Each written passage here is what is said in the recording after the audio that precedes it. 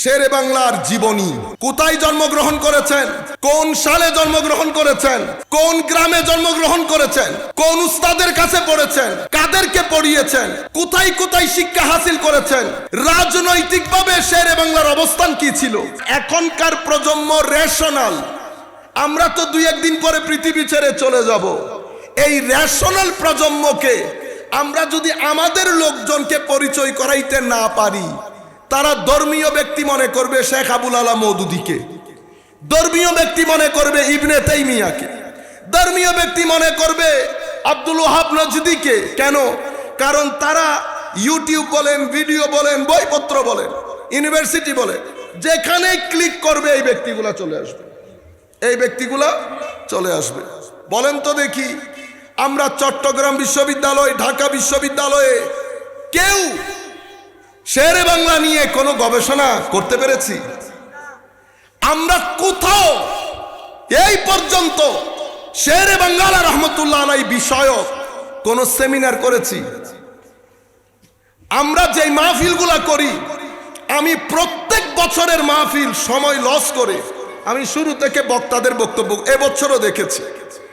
ফিতনা ফাসাদের ছড়াছড়ি বাদে, কারণ শেরে বাংলার মজলিসে আপনি যাদেরকে বক্তব্য দিতে দিয়েছেন, আপনি বলেন তো দেখি শেরে বাংলার স্টেজে আমি বক্তব্য দেওয়ার যোগ্য কিনা? আমি বলবো নো। কি বলবো? নো। শেরে বাংলার মজলিসে বক্তব্য দেবে আমাদের যারা সিনিয়র আলেম এখনো দুনিয়াতে আছেন, ওনারা চট্টগ্রাম বিশ্ববিদ্যালয়ের হেভি ওয়েট প্রফেসর, ঢাকা বিশ্ববিদ্যালয়ে ডক্টর শমশের আলীকে দাওয়াত করেন, ওনাদের সামনে প্রমাণ ডেসক্রাইব করেন এই ব্যক্তি কে, এই ব্যক্তির কন্ট্রিবিউশন কি, তখন পুরা জাতি জানতে পারবে শেরে বাংলা আজিজুল হক আল কাদেরী কে ছিলেন। বলেন তো দেখি শফি সাহেবকে সবাই চিনে কিনা? পুরা বাংলাদেশে ছড়িয়ে দিয়েছে। শফি সাহেবকে নামে বেনামে যেই কোনো কারণে হোক তারা চিনাইতে পেরেছে। আমরা দুর্ভাগারা, এত বড় বড় হাসতে যাদের স্টেজের মধ্যে, আমরা দুর্ভাগারা জাতিকে চিনাইতেই পারি নাই, চট্টগ্রামের বাইরে নিয়ে যেতেই পারি নাই শেরে বাংলাকে। নাম দিয়েছি শেরে বাংলা, কিন্তু বাংলার জমিনকে চিনাইতে পারি না। দুঃখের বিষয় না? এই বছরও আমরা যারা মাহফিলে বক্তব্য দিয়েছি 75% কি করেছি? ফিতনা। জাতির কাছে তুলে ধরলাম আপনার এই বক্তব্য বাংলাদেশের সরকারের উঁচু লেভেল, নিচু লেভেল, মিডিয়াম লেভেলের অনেক লোক এই বক্তব্যগুলো দেখেছে।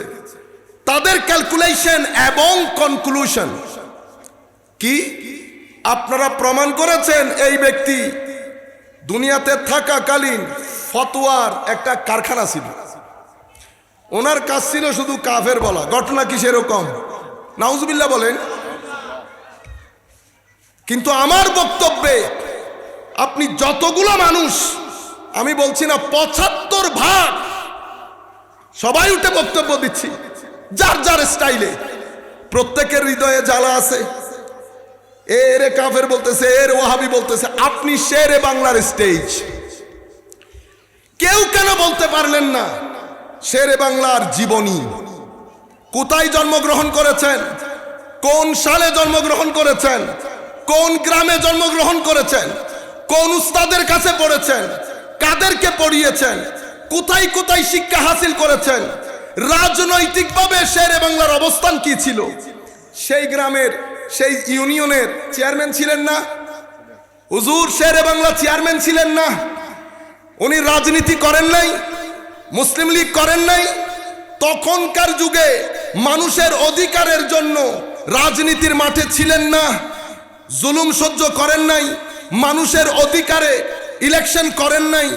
কাউকে আমরা এই কথাগুলো বলতে পারি নাই। অতঃপর বাইরে থেকে শিক্ষা গ্রহণ করেছেন, বাইরের উলামায়ে কেরাম উনার জ্ঞানকে স্বীকৃতি দিয়েছেন। বাইরের উলামায়ে কেরাম উনি যে জ্ঞান সমুদ্র সেটা স্বীকার করতে বাধ্য হয়েছেন। কেউ শেরে বাংলা বলেছেন, কেউ শেরে ইসলাম বলেছেন, কেউ বলেছেন আকীদার ক্ষেত্রে ভিন্নতা থাকলেও তার উপরে নির্ভর করা যায়, তার উপর নির্ভর করা যায়।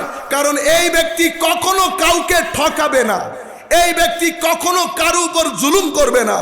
এটা বাংলাদেশের রাজনৈতিক ইতিহাসে একটা, আপনি মনে করতে পারেন, অবিস্মরণীয় এবং অভূতপূর্ব একটা ঘটনা, যে আমার সাথে সব দিক থেকে দ্বিমত পোষণ করে কিন্তু আমাকে ভোট না দিয়ে পারছে না। কেন? কারণ এই ব্যক্তি আমার নবীর ফুয়ুজাতে ধন্য।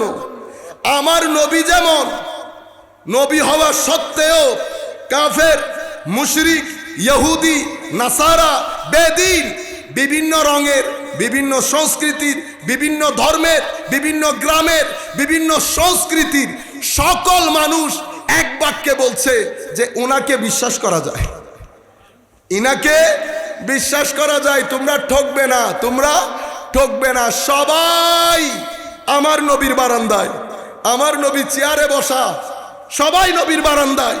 এক একজনের গ্রামের পরিচয় ভিন্ন, রঙের দিক থেকে ভিন্ন, চিন্তার দিক থেকে ভিন্ন, ধর্মের দিক থেকে ভিন্ন, সংস্কৃতির দিক থেকে ভিন্ন, কিন্তু সবাই আমার নবীর হাতে হা বলে, নাতে না বলে। আমার নবীর ফুয়ুজাতে হুজুর ইমাম শেরে বাংলাও ধন্য।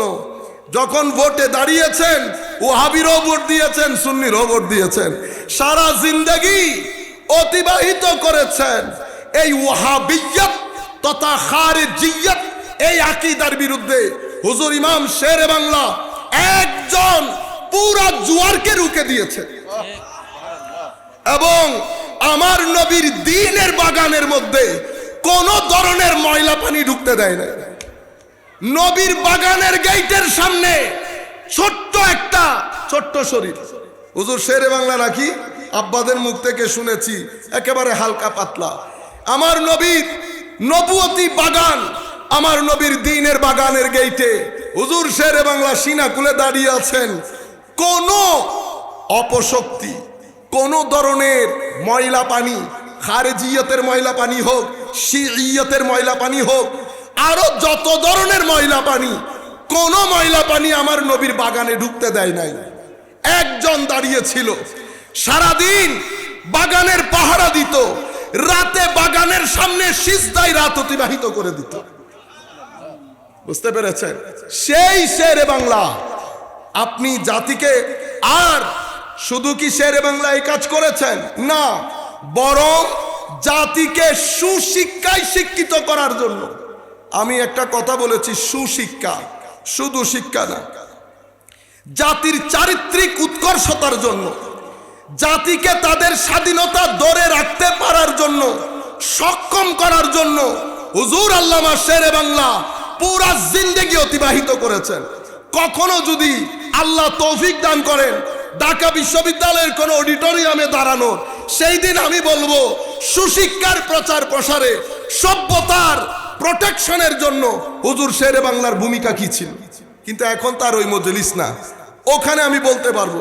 কিন্তু আমরা এই তাবৎ জিনিসগুলাকে না করে দিয়ে আবার ইমাম আহলে সুন্নাত হুজুর ইমাম আহমদ রেজা খান ফাজলে বেরলভী রাদিয়াল্লাহু তাআলা আনহুর সাথে যেই জুলুম করেছি, আমরা একই জুলুম হুজুরের সাথেও করছি। আমরা উনাকেও তুলে ধরতে পারি নাই, ইনাকেও তুলে ধরতে পারি নাই। মাহফিলে উঠলে আপনি পাবলিক স্পিকিং আসছেন, দাওয়াত থেকে উঠে আসলে হবে। আপনি যাচ্ছেন আল্লামা শেরে বাংলার স্টেজের মধ্যে, আপনার হাতে বইপত্র থাকবে, নোট থাকবে, আপনি সেখানেও যদি গ্রিনার ছড়াছড়ি করেন, এটা আধুনিক যুগ না, এখানে এতগুলা ক্যামেরা না, আপনার পিছনে সরকারের সামগ্রিক লোক এগুলা দেখছে না, আপনি কি হিসাবে তুলে ধরলেন? আমাদের এখানে তো মানে নিজেদের মধ্যে, বাইরে যাইতে হবে না, নিজেদের মধ্যে আমরা যে ঘৃণার চড়াচড়ি করি। হুজুর আল্লামা শেরে বাংলার স্টেজ বলেন, ইমাম আহমদ রেজা খান ফাজলে বেরলভী রাদিয়াল্লাহু তাআলা, মনে রাখবেন আহলে সুন্নাত ওয়াল জামাতের স্টেজ ইমামে পরিপূর্ণ, ইমামে এখানে শুধু এক ইমাম আসেন নাই, এখানে স্টেজের মরে মরে ইমাম দাঁড়ানো।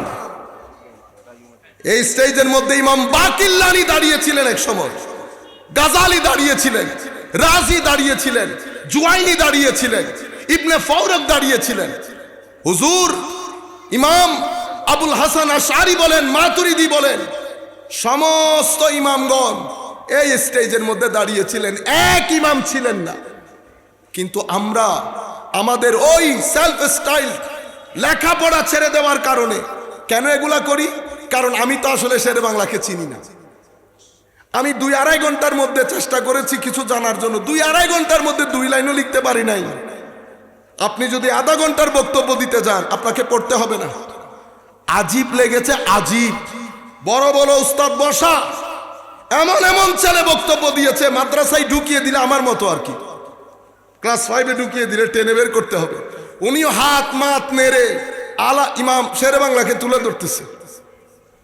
আপনারা বুঝতে পেরেছেন?